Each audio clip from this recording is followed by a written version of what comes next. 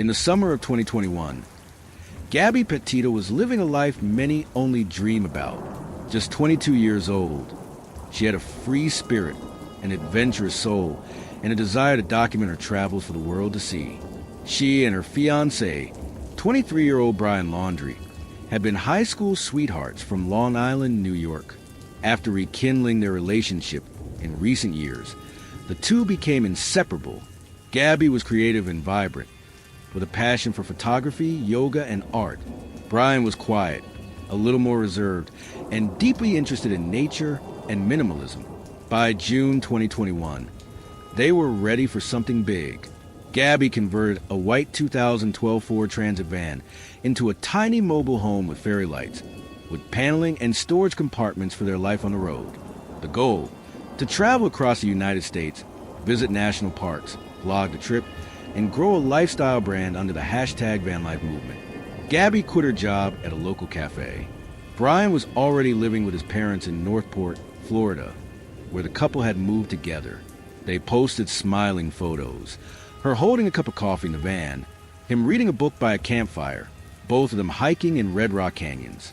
Their Instagram profiles told a story of love, exploration, and freedom. Followers adored them. The couple seemed like the epitome of young adventure. But behind those polished photos and poetic captions, a very different reality was brewing, one that few saw, and even fewer understood. By mid-July, they were already visiting major landmarks: Monument Rocks in Kansas, the Great Sand Dunes in Colorado, Zion National Park in Utah. Gabby even posted a YouTube vlog titled Van Life, beginning our van life journey, where she smiled and giggled through simple moments, making lunch on a propane stove, brushing her teeth in the van's side mirror, organizing storage bins. To viewers, she seemed happy, grounded, and completely in love. But there were signs, subtle, troubling signs, that the relationship was under strain.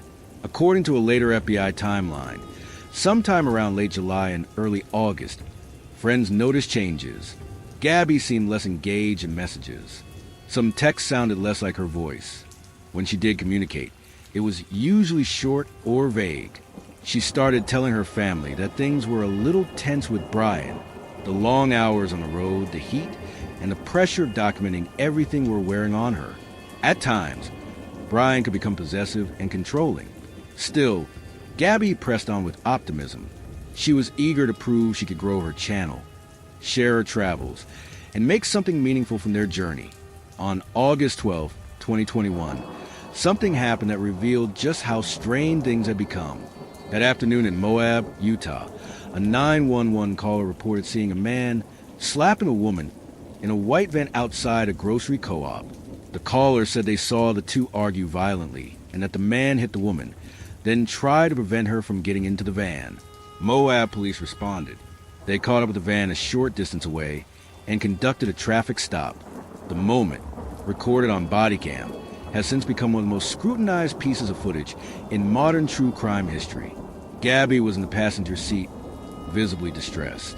She was crying uncontrollably, apologizing to the officers, and trembling as she tried to explain what happened. Brian was calm, detached, with scratches on his face. He told officers that Gabby had gotten worked up and struck him during an argument about her anxiety.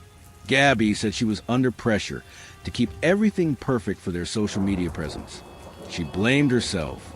"I was just cleaning and straightening up the back," she said, "and I get frustrated." The officers separated them to get independent statements.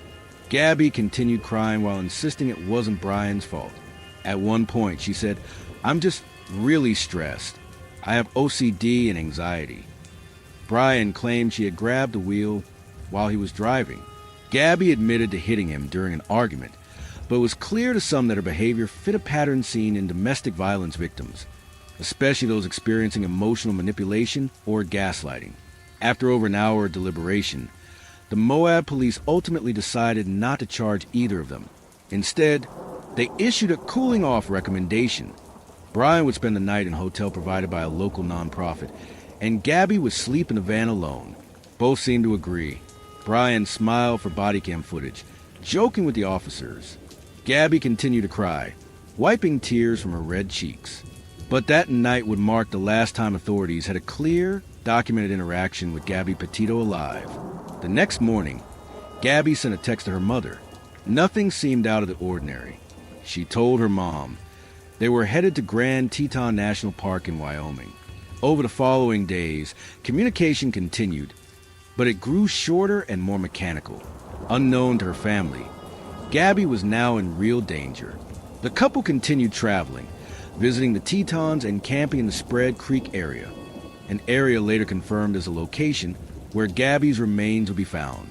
The red flags kept stacking. Text messages to her mom were now oddly worded. On August 27th, Gabby's family received a chilling text that read, "Can you help Stan?